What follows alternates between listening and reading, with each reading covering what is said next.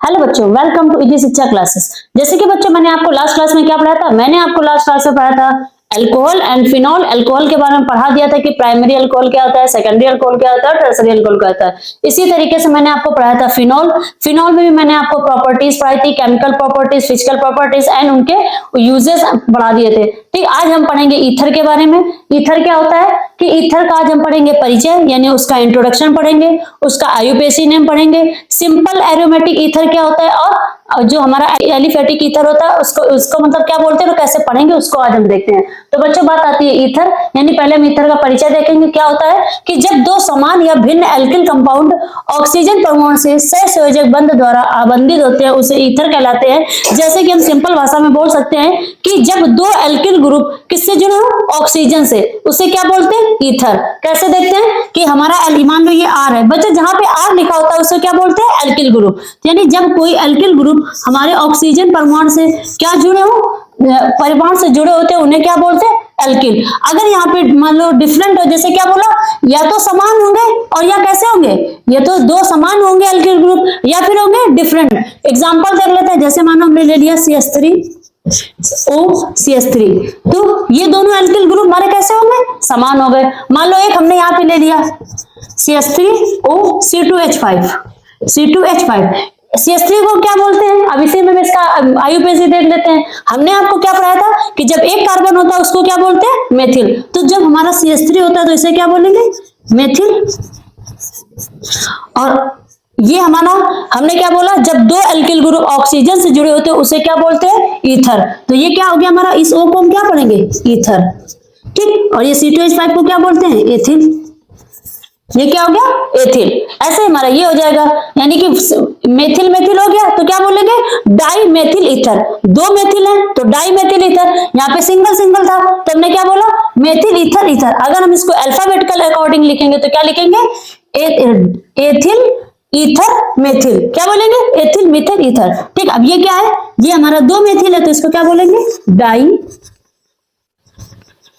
Methyl ether. तो ये हो गया। जैसे कि मान लो हमारा ये है, इसको क्या बोलते हैं, एल्किल रेडिकल। एल्किल रेडिकल यानी क्या बोलेंगे, मूलक। रेडिकल को क्या बोलते हैं, मूलक। कौन से मूलक, एल्किल मूलक। एल्किल मूलक हमारे क्या होंगे, जैसे CH3, जैसे C2H5, थर्ड हम लिख सकते हैं C3H7, C4H9, C4H9। तो इस तरीके से जो हमारे एल्किल ग्रुप जुड़े होते हैं उन्हें क्या बोलते हैं, एल्किल रेडिकल। यानी कि यहाँ पे हो सकता है, जैसे कि मानो हमने ले लिया यहाँ पे C2H5 सिंगल बॉन्ड O और C2H5, तो ये हमारे कैसे होंगे, सेम। मैंने क्या बोला, सेम हो, सेम एल्किल ग्रुप जुड़ा हो तो भी ईथर बोलेंगे। यानी कि कहने का मतलब परिचय में हम ऐसे लिख सकते हैं अपने एग्जाम पे बेसिस पे कि जब दो एल्किल ग्रुप हमारे ऑक्सीजन परमाणु से एक बॉन्ड यानी एक सहसंयोजक बंध द्वारा जुड़े होते हैं उन्हें हम क्या बोलते हैं, ईथर। अब हम पढ़ेंगे बच्चों किसके बारे में, simple aromatic and aliphatic aromatic के बारे में। तो बच्चों हम पढ़ेंगे एलिफेटिक ईथर। क्या होता है कि यदि क्रियात्मक समूह किसके से जुड़े हो, यदि क्रियात्मक समूह दोनों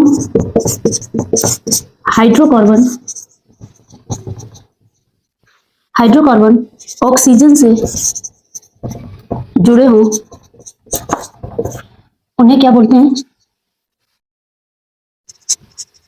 उन्हें एलिफेटिक ईथर कहते हैं।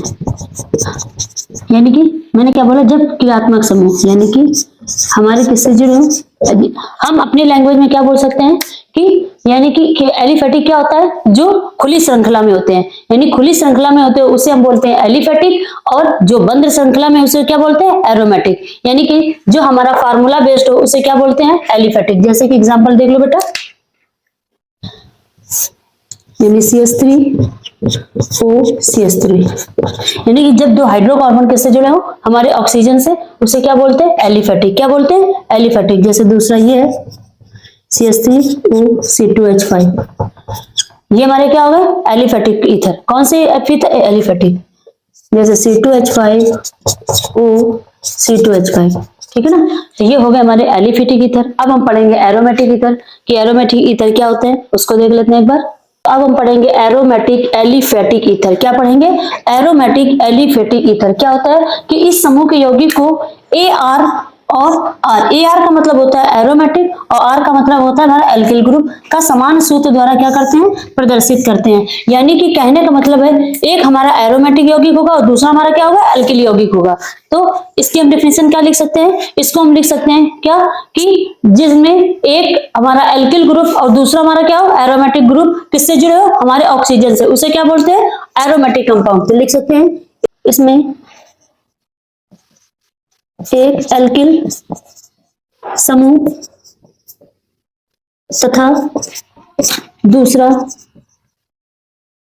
एरोमेटिक समूह से जुड़े होते हैं, जिसे क्या बोलते हैं हम? जिसे हम बोलते हैं एरोमेटिक कंपाउंड। क्या बोलते हैं? Aromatic aliphatic compound. मैंने क्या बताया कि इस समूह में यौगिक क्या होते हैं? एक हमारा एल्किल ग्रुप होता है और दूसरा हमारा क्या होता है? Aromatic compound. किससे जुड़े होते हैं? हमारे ऑक्सीजन से। कहने का मतलब हम इसको ये भी बोल सकते हैं जो हमारी बंध श्रृंखला में उसे, यानी कि जो बंध श्रृंखला में तो होते हैं बट एक हमारा क्या होता है? Alkyl group. उसे हम क्या बोलते हैं? जब भी बच्चों कभी एरोमेटिक शब्द आ जाए तो एरोमेटिक शब्द का नाम ही होता है, यानी कि जो भी हमारा जो स्ट्रक्चर होगा वो कैसा होगा? क्लोज, यानी कि बंद में होगा। और एलिफेटिक क्या होगा? यानी कि खुला, यानी खुली श्रृंखला को हम बोलते हैं एलिफेटिक और बंद श्रृंखला को क्या बोलते हैं? Aromatic compound. ओके बच्चों, तो इसको देख लेते हैं। जैसे कि ये हमारा क्या हुआ? इसको क्या पढ़ते हैं? इसको पढ़ते हैं बेंजीन। क्या पढ़ते हैं? Benzene, C6H6। ठीक है ना? तो हम इस तरीके से लिखते हैं इसको। अब ये समझ में आया एरोमेटिक और इसको क्या बोले थे? एलिफेटिक। तो मैंने क्या बोला कि aromatic aliphatic ether. Aromatic aliphatic ether का मतलब क्या होता है कि ऐसे यौगिक जो एरोमेटिक एंड एल्किल ग्रुप से जुड़े होते हैं। किससे जुड़े होते हैं? हमारे ऑक्सीजन समूह से। तो इसको हम क्या बोलेंगे? इसको हम पढ़ेंगे एरोमेटिक, या फिर क्या पढ़ेंगे इसको? Phenyl methyl ether. क्या पढ़ेंगे? Phenyl methyl ether. Phenyl methyl ether. ठीक है ना? दूसरा एग्जांपल देख लो बच्चों।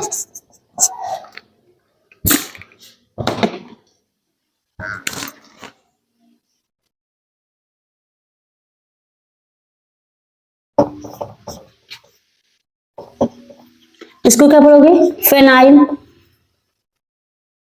Ethyl ether. तो ये हो गया हमारा aliphatic ether and aromatic aliphatic ether. तो हमने आपको क्या पढ़ाया कि एथिल को, ईथर को हम ऐसे इस तरीके से हमारा फॉर्मूला लिखा होगा। ठीक, ये होगा ईथर, यानी कि दो एल्किल ग्रुप जब हमारे, यानी दो समान एल्किल ग्रुप हमारे ईथर से जुड़े होते हैं उन्हें बोलते हैं हम ईथर। समान भी हो सकते हैं और कैसे होते थे? डिफरेंस हो सकते हैं। फिर मैंने आपको पढ़ाया इसका एलिफेटिक ईथर, यानी क्या बताया कि ऐसे एल्किल ग्रुप जो क्या होते हैं हमारे, यानी बंद श्रृंखला यानी खुली श्रृंखला में होते हैं और हाइड्रोकार्बन से जुड़े होते हैं, उसे क्या बोलते हैं? एलिफेटिक। एलिफेटिक एरोमेटिक ईथर क्या होता है कि ऐसे एल्किल ग्रुप, यानी कि एक एल्किल ग्रुप और एक हमारा एरोमेटिक कंपाउंड किससे जुड़े होते हैं? ऑक्सीजन से, जिसे हम क्या बोलते हैं? Aromatic aliphatic ether. जिसका एग्जांपल हमने दिया कि एक हमने बेंजीन में हमने ईथर को जोड़ा और CH3, तो ये हमारा क्या हो गया? Phenyl methyl ether. इस तरीके से हमारा दूसरा एग्जांपल हो गया, यानी कि फिनाइल एथिल ईथर। ठीक है बच्चों, अब हम पढ़ते हैं आगे इसकी बनाने की विधि। तो एक एक करके हम सब पढ़ेंगे। ओके बच्चों, तो बच्चों अब हम पढ़ेंगे इसकी बनाने की विधि, यानी डाई एथिल ईथर के बारे में। चाहे डाई एथिल ईथर लिखा हो या फिर क्या लिखा हो? Ethyl ether. दोनों को हम क्या बोल सकते हैं? जैसे कि इसको क्या लिखेंगे? C2H5O C2H5। तो दो हमारे मतलब एथिल है, तो इसको हम बोल रहे हैं डाई एथिल ईथर, और इसको क्या पढ़ेंगे? एथिल ईथर, यानी एथिल ईथर भी पढ़ेंगे और क्या पढ़ेंगे? Die ethyl ether. तो नंबर 1 हम डालेंगे कौन सी विधि? विलियमसन विधि, विलियमसन ईथर। तो फर्स्ट नंबर डाल लो विलियमसन ईथर संश्लेषण।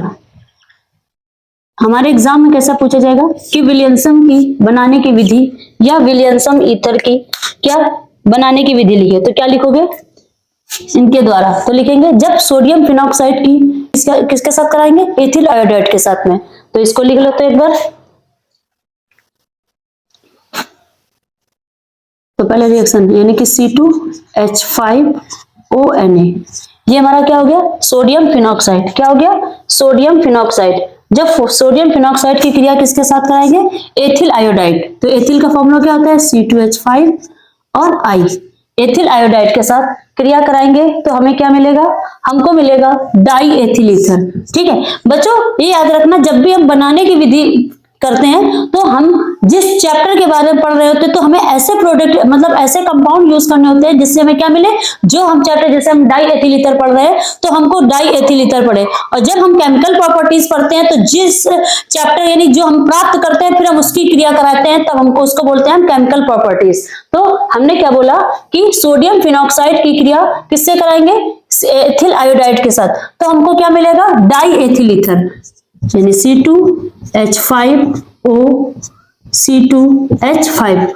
यानी कि कहने का मतलब हमारे पास क्या थे, हम मान लो 2 एथिल ईथर लेंगे और क्या मिल जाएगा, सोडियम आयोडाइड। क्या मिलेगा, यानी कि ONa, यानी ये हमारा इसके साथ मिल जाएगा और ये C2H5 यहाँ O से कनेक्ट हो जाएगा तो क्या मिल जाएगा, सोडियम आयोडाइड।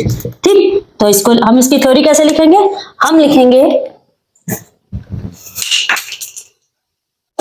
कि जब सोडियम फिनॉक्साइड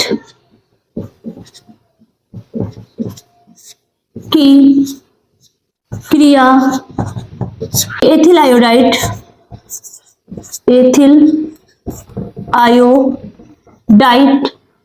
के साथ कराते हैं तो क्या मिलता है बेटा, डाई एथिल ईथर। क्या मिलेगा, डाई एथिल ईथर प्राप्त होता है। यहाँ लिख सकते हैं डाई एथिल ईथर प्राप्त होता है। तो हमने इस रिएक्शन से क्या प्राप्त कर लिया, इस जो हमने रिएक्शन किया उससे ही हमने क्या बना ली, अपनी थ्योरी। तो इसको हम क्या बोल सकते हैं, सोडियम फिनॉक्साइड, सोडियम फिनॉक्साइड। और ये हमारा क्या है, एथिल आयोडाइड, एथिल आयोडाइड। और क्या मिला हमको, डाई एथिल ईथर। तो ये फर्स्ट प्रिपरेशन हमारी किससे हो गई, विलियमसन संश्लेषण विधि। क्या हो गई, विलियमसन संश्लेषण विधि। और ये हमारा क्या है, सोडियम आयोडाइड। ओके बच्चों, तो ये हमने पढ़ी विलियमसन ईथर संश्लेषण विधि कि जब सोडियम फिनॉक्साइड की क्रिया हम किसके साथ कराएंगे, एथिल आयोडाइड के साथ में, तो हमको क्या मिलेगा, die ethyl ether and sodium iodide. Okay बच्चों, अब नेक्स्ट प्रिपरेशन पढ़ेंगे। अब हम पढ़ेंगे एथिल आयोडाइड को, एथिल आयोडाइड को सिल्वर आयोडाइड के साथ, किसके साथ, सिल्वर आयोडाइड के साथ क्या करेंगे, सॉरी सिल्वर ऑक्साइड के साथ, सिल्वर ऑक्साइड के साथ गर्म करेंगे। क्या करेंगे, गर्म करेंगे। तब क्या मिलेगा, देखते हैं इसको भी। तो मैंने क्या बताया कि जब एथिल आयोडाइड को सिल्वर ऑक्साइड के साथ गर्म करेंगे। बच्चा ये बताइए सिल्वर ऑक्साइड को क्या बोलते हैं, सिल्वर ऑक्साइड को क्या बोलते हैं। तो हमने क्या लिया, एथिल आयोडाइड। एथिल आयोडाइड यानी कि एथिल का पहले क्या फॉर्मूला होता है, C2H5 और आयोडाइड। ठीक है ना, और किसके साथ गर्म करेंगे, सिल्वर ऑक्साइड के साथ यानी कि Ag2O। इसको क्या बोलते हैं, सिल्वर आयोडाइड। और एथिल अल्कोहल यानी कि हम क्या लेंगे, 2 मॉलिक्यूल लेंगे किसके, एथिल आयोडाइड के, किसके, एथिल आयोडाइड। और क्या लेंगे, सिल्वर ऑक्साइड। क्या कर देंगे, हीट करेंगे। ये सिंबल किसका होता है, हीट का। ठीक है ना, जब इसको हीट करेंगे तो हमें क्या प्राप्त होगा, डाई एथिल ईथर। कैसे, देखते हैं कि डाई, जो हमने दो मॉलिक्यूल लिए C2H5 के, ठीक है, तो जो ये हमारा आई है इसके साथ क्या बना लेगा, सिल्वर आयोडाइड, क्या बनाएगा, सिल्वर आयोडाइड, यानी कि ये जो रेड पेन से दिखाते हैं इसको, यानी ये हमारा, ये आपस में आके इससे रिएक्शन करेगा तो ये क्या बना लेगा, AgI, ठीक है ना, और दो मॉलिक्यूल और हमारे किसके साथ जुड़ जाएंगे, ऑक्सीजन के साथ में, ये क्या बनाएगा, C2H5O, ये रिएक्शन आपको समझ में आई। मैंने क्या बोला कि सिल्वर आयोडाइड ने रिएक्ट करके क्या बना लिया, सिल्वर आयोडाइड, क्या बनाया, सिल्वर आयोडाइड, कितने, 2, ठीक है ना, दो, यहाँ पे दो भाई सिल्वर थे और दो ही क्या थे, मतलब एक ऑक्सीजन था, तो इसने हमारा बना लिया सिल्वर आयोडाइड, क्या था, सिल्वर ऑक्साइड था और सिल्वर आयोडाइड बना लिया, और ये इस ऑक्सीजन के साथ हमारे दो डाई एथिल ईथर थे, सॉरी एथिल थे, और जिसके साथ क्या बना लिया, डाई एथिल ईथर, इसको क्या पढ़ेंगे, डाई एथिल ईथर।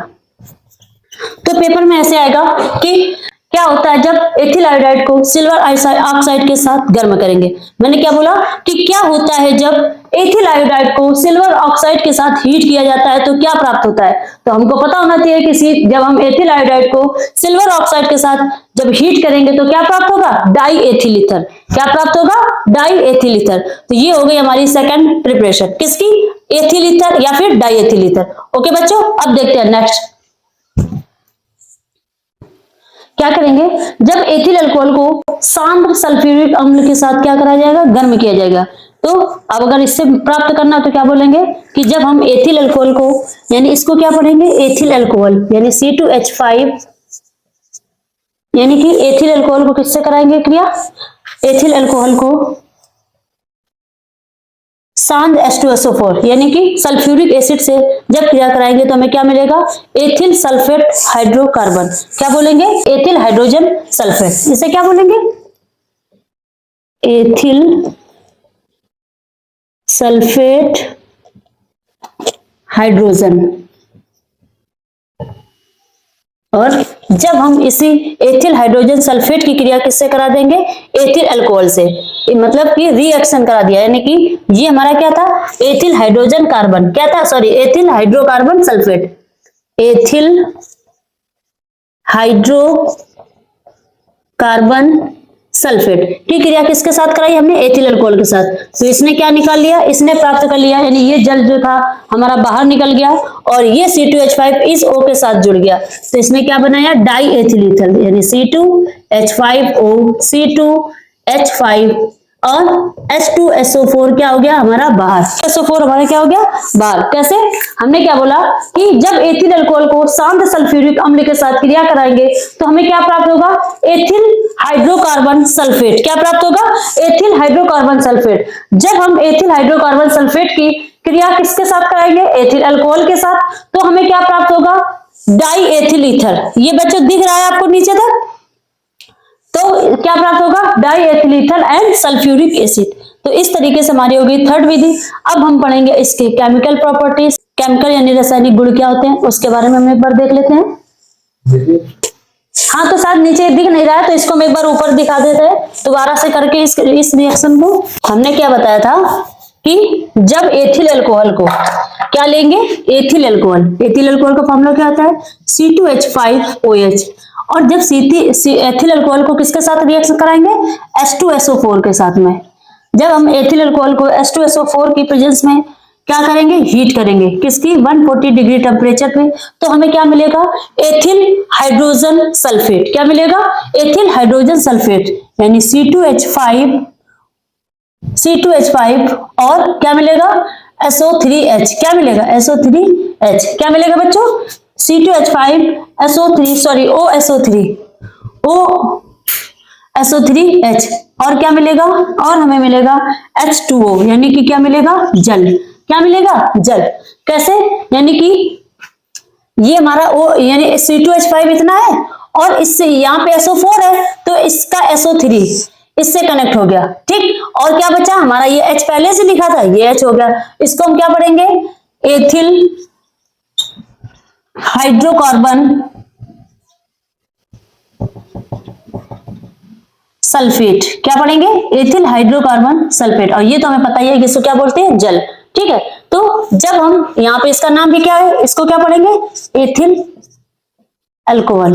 यानी जब एथिल अल्कोहल को किसके साथ, शांत सल्फ्यूरिक के साथ हीट करेंगे तो हमें क्या मिलेगा, एथिल हाइड्रोकार्बन सल्फेट। जब हम इस एथिल हाइड्रोकार्बन की यानी फिर से क्रिया ले लो, क्या मिला, C2H5O और SO3H, SO3H। और फिर इसकी हम किसके साथ क्रिया कराएंगे, एथिल अल्कोहल को। चाहे हम C2H5OH लिखे या फिर हम क्या लिख सकते हैं, HO और C2H5। हमने ये क्यों लिखा, क्योंकि हमें रिएक्शन करने में क्या हो, इजीली, यानी कि हम उस, यानी कि ये जो H है और इस OH के साथ बना के क्या निकाल देगा। यहाँ पे कितने मॉलिक्यूल हम लेंगे बच्चों, यानी ये C2H5 और ये C2H5 इसके साथ जुड़ जाएगा, ठीक है ना। यहाँ बना देगा C2H5 सिंगल बॉन्ड O और C2H5 और क्या निकलेगा, H2SO4, ठीक है ना, जिसको हम क्या बोल रहे थे, डाई एथिल ईथर। क्या पढ़ेंगे, डाई एथिल ईथर। तो क्वेश्चन में कैसे आएगा कि जब एथिल अल्कोहल को शांत सल्फ्यूरिक एसिड के साथ हीट करेंगे तो क्या मिलेगा, तब हमको मिलेगा एथिल हाइड्रोकार्बन सल्फेट। और फिर उस एथिल हाइड्रोकार्बन की किसके साथ क्रिया कराएंगे, एथिल अल्कोहल के साथ। मैंने क्या बोला कि जब एथिल अल्कोहल की क्रिया हम शांत सल्फ्यूरिक एसिड के साथ कराएंगे तो हमको मिलेगा ethyl alcohol and hydrocarbon sulphate plus जल। और जब हम इस एथिल हाइड्रोकार्बन, इसको क्या बोल रहे हैं, एथिल हाइड्रोकार्बन सल्फेट की क्रिया किसके साथ करा दी, एथिल अल्कोहल। भाई इसको एथिल अल्कोहल पढ़ोगे तो क्या मिला हमें, die ethyl ether and sulphuric acid. Okay, फिर किसकी क्रिया करानी है, फास्फोरस पेंटाक्लोराइड, फास्फोरस पेंटाक्लोराइड। यानी फास्फोरस पेंटाक्लोराइड का फॉर्मूला क्या होता है, PCl5। यानी कि क्या बोलते हैं कि जब डाई एथिल ईथर की क्रिया किससे कराएंगे, यानी C2H5 डाई एथिल ईथर, ठीक है ना। और जब हम इसकी क्रिया किसके साथ करवाएंगे, यानी C2H5 का होल ट्वाइस ले लो, या तो यानी कि C2H5 का होल ट्वाइस, ठीक है ना। और प्लस किसके साथ करवाएंगे, फास्फोरस पेंटाक्लोराइड यानी PCl5 से। तो क्या बनेगा, जब इसके साथ करवाएंगे तो बनेगा एथिल क्लोराइड। क्या बनेगा, एथिल क्लोराइड, यानी C2H5Cl और क्या बनेगा, एथिल क्लोराइड बनेगा। और क्या बनेगा, फास्फोरिल क्लोराइड। क्या बनेगा बच्चों, फास्फोरिल क्लोराइड, यानी कि POCl3। तो यहां लिख सकते हैं डाई एथिल ईथर की क्रिया किससे कराते हैं, फास्फोरस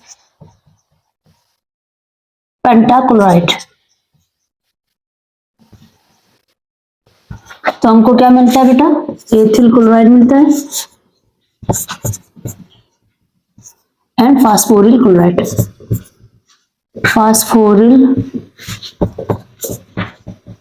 क्लोराइड। तो ये हो गई हमारी फास्फोरस पेंटाक्लोराइड से अभिक्रिया, किससे, फास्फोरस पेंटाक्लोराइड से।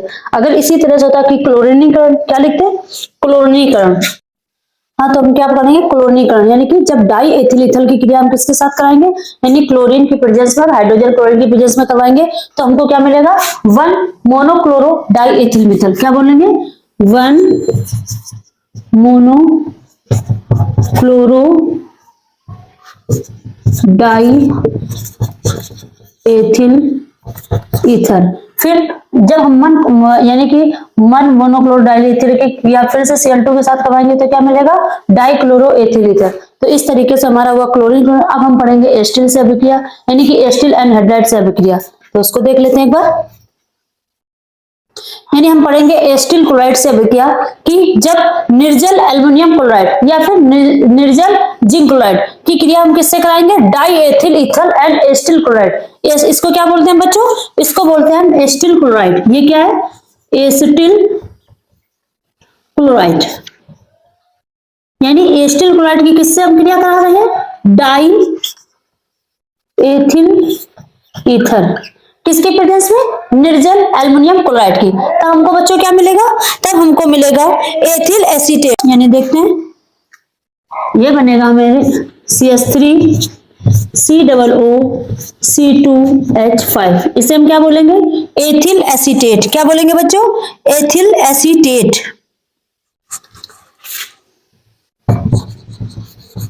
एथिल एसीटेट, क्योंकि हमने 2 मॉलिक्यूल लिए थे, यानी कि ये हमने क्या लिया था? 2 मॉलिक्यूल। कितने मॉलिक्यूल लिए थे एथिल एसीटेट के? यानी कि एथिल एसीटेट मिलेगा और क्या मिलेगा? Ethyl chloride. क्या मिलेगा? एथिल क्लोराइड, यानी C2H5Cl, जिसे हम क्या बोल रहे हैं? Ethyl chloride. तो अगर आपसे कोई पूछता है कि एसिटिल क्लोराइड से जब क्रिया कराएंगे तो आप क्या बोलेंगे? कि जब डाई एथिल एथिल, यानी कि जब निर्जल एल्युमिनियम क्लोराइड की प्रेजेंस में डाई एथिल इथल की क्रिया हम किससे कराएंगे? एसिटिल क्लोराइड से। किससे कराएंगे? एसिटिल क्लोराइड से। तो क्या मिलेगा? एक तो मिलेगा हमें एथिल एसीटेट और क्या मिलेगा? Ethyl chloride. ठीक है ना बच्चों?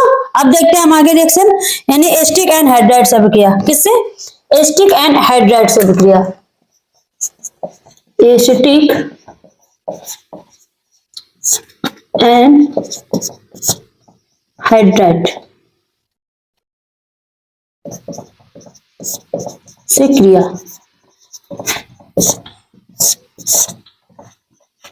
तो क्या करेंगे बच्चा? कि निर्जल जिंक क्लोराइड की प्रेजेंस में, किसकी? निर्जल जिंक क्लोराइड की प्रेजेंस में हम किसकी क्रिया कराएंगे? डाई एथिल ईथर की। ठीक है ना? यहां ले लो C2H5O C2H5, ये क्या है? Ethyl ether. और किसके साथ बेटा हम करा रहे हैं? Acetic and hydride. यानी एसिटिक एंड हाइड्राइड का फॉर्मूला क्या होता है? CH3CO का होल ट्वाइस। CH3CO का होल ट्वाइस, जिसे हम क्या बोलते हैं? Acetic and hydride. और किसके प्रेजेंस में? निर्जल जिंक क्लोराइड।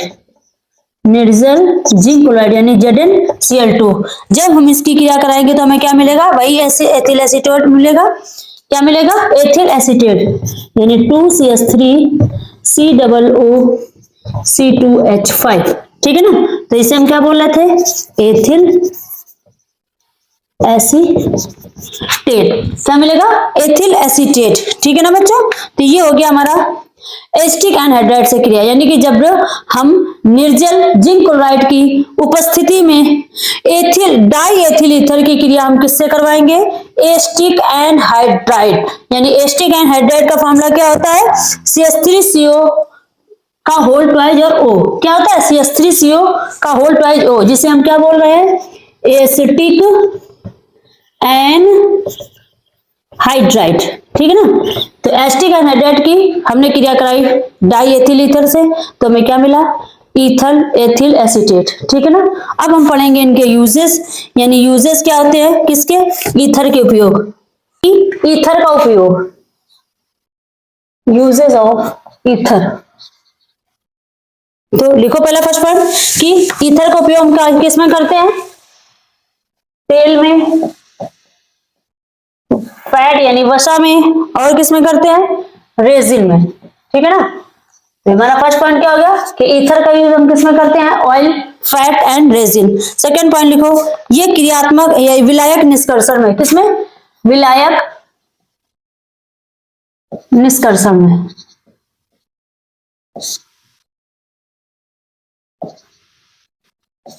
इसी तरह थर्ड पॉइंट लिख लो। थर्ड पॉइंट क्या होगा? गिगनाट अभिकर्मक के संश्लेषण में। किसके?